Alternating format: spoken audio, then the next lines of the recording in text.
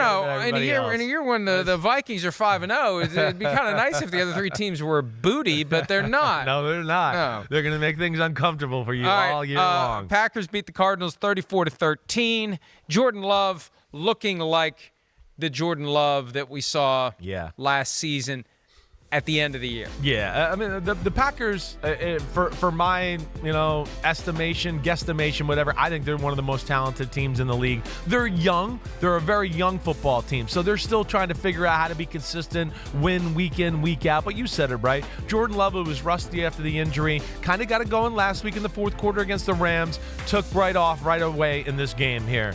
Big throws. Another team like the Ravens, like the Lions, where you go, they make you defend the whole field. It's one of the best running teams in football. In fact, they're the second best running team in football, only behind the Ravens, and they love to throw bombs down the field. And Jordan Love's a great deep ball thrower. And this right here, again, aggressive. Yeah, they're blitzing me. I know my guy's one-on-one. I'll throw it off my back foot. The defender's not looking at me, and my guy will make the play. That's having confidence in your players, yourself, everything there.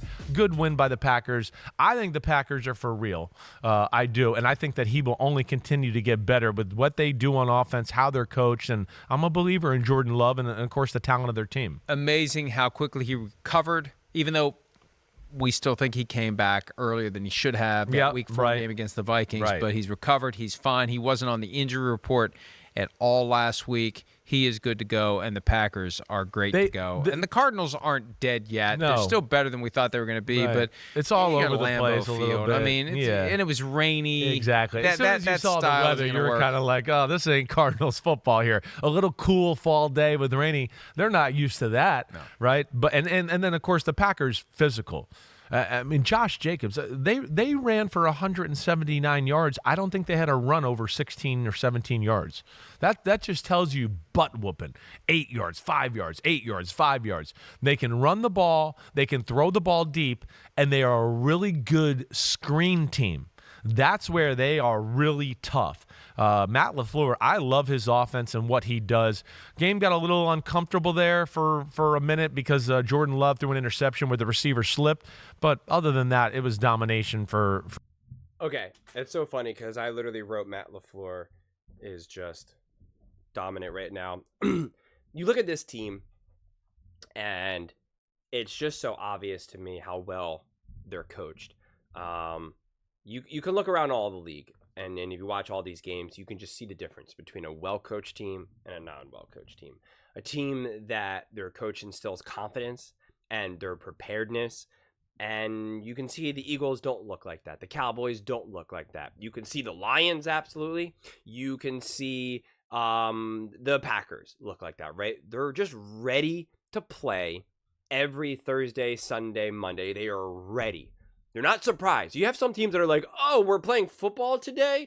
Oh my God, I didn't realize," right? It's like it's like Home Alone, right? They wake up and they're like, "Oh my God, we overslept." Like literally, you have like half the teams these days look like that, where it's just like, "Oh my God, I didn't realize we're playing football today. Oh my God, where's my helmet? My helmet? I don't even know where it is." The Packers are not like that, which means they're on a mission, which means they're all bought in. They're ready to go. And it's just awesome. And I wrote in big, gigantic letters, Jordan Love is back. 22 for 32, 4 touchdowns, 119 rating. Yeah, the interception. That was bad luck with a slip. Those things just happen. It just is what it is, right? I mean, that's going to happen throughout a season at least once or twice. But the offense was so ruthless versus the Arizona Cardinals that it then forced the Arizona Cardinals to be one-dimensional, right, on their offense. Like they couldn't do anything because there was so much for them to overcome, and there was just no sense of slowing down the Packers at all. So they had to. I mean, Arizona was so uncomfortable. They had 13 penalties. That's insane. I mean, that's literally insane. They're usually the best team in the NFL with the least amount of penalties, and they had 13 penalties. It's just wild. The one thing, and I have other positives that I want to go through because it's funny because Sims talked about 5-8, things like that, and I wrote a balance between chunk plays and nice and easy shorter gains.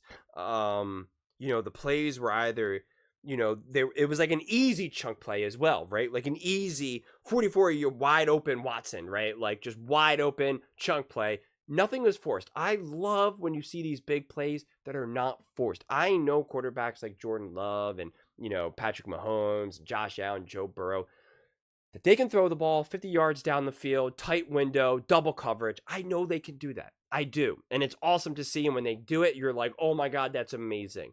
But that should never be your bread and butter. It should never be your bread and butter.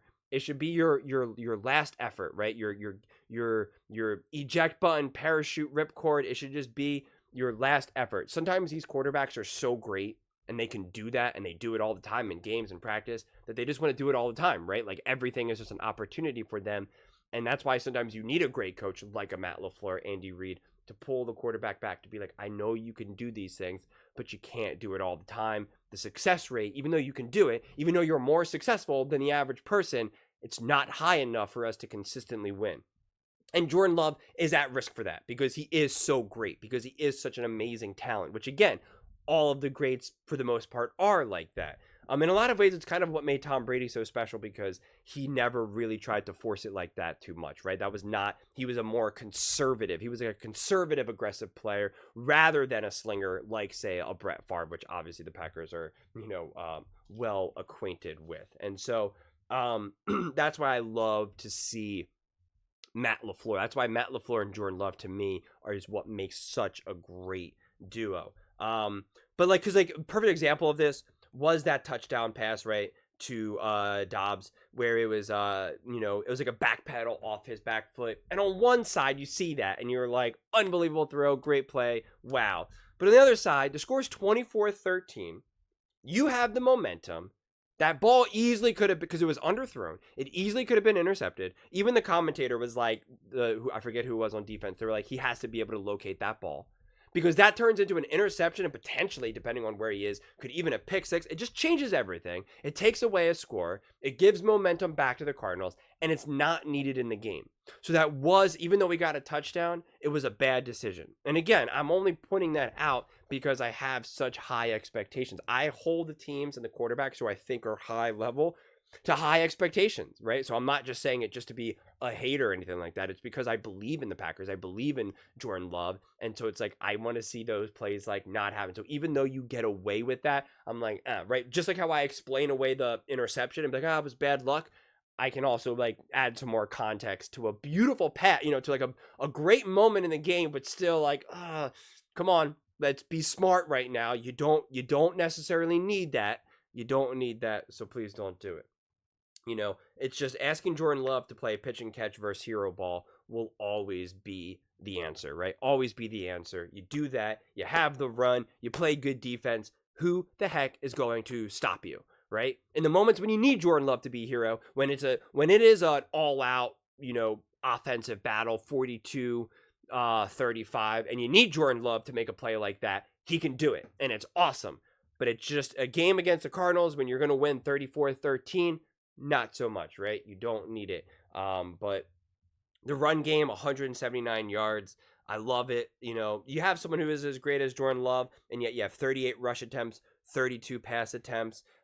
Just so great. Spread the ball around, 9 different receivers. I always love that. To see really good distribution. It just gets everyone involved. They also had 7 different runners as well. Just everyone's involved. Everyone feels like they're part of this win, right? There's no one on that team, even though a big exciting win, because it's a really bad feeling.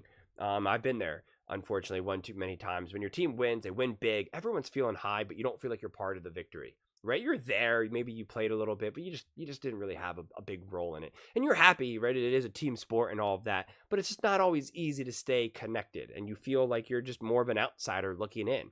And so the Packers, I think, do a great job of making everyone feel connected, and it goes such a long way. It's culture building, it's family building, which is really important. And I just love it.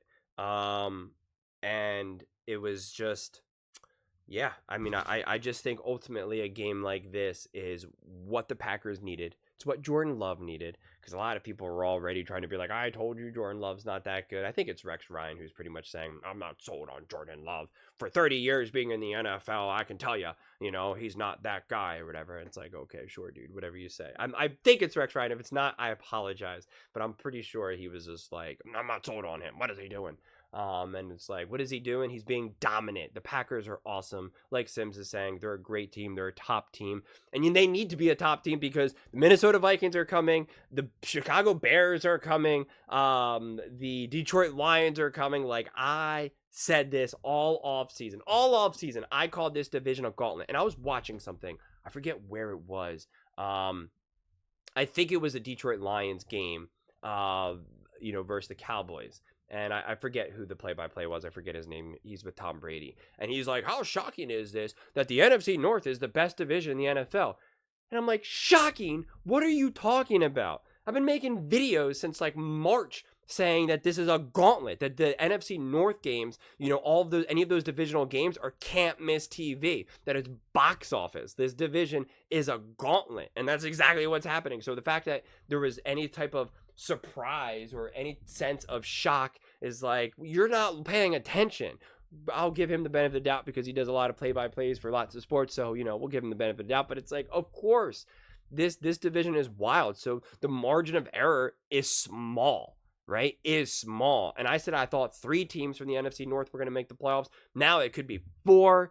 I mean, it's just insane.